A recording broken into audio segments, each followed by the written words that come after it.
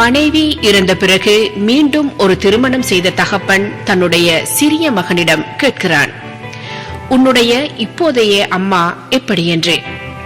அப்போது அந்த மகன் சொன்னான், என் அம்மா என்னிடம் பொய் சொல்பவளாக இருந்தாள், ஆனால் இப்போதைய அம்மா என்னிடம் பொய் சொல்பவளாய் இல்லை.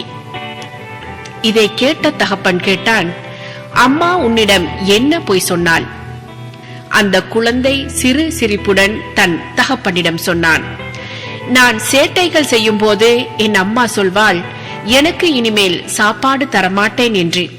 ஆனால் கொஞ்ச நேரம் ஆகும்போது என்னை தன்னுடைய மடியில் அமர்த்தி பாட்டு பாடி நிலாவை காட்டி கதை சொல்லி அவள் தரும் ஒவ்வொரு பருக்கை சோற்றிலும் அவளுடைய பாசம் இருக்கும். ஆனால் இப்போதைய அம்மா நான் சேட்டைகள் செய்யும் போது சொல்வாள், உனக்கு சோறு தரமாட்டேன் என்று. இன்றுடன் 2 நாட்கள் ஆகிறது.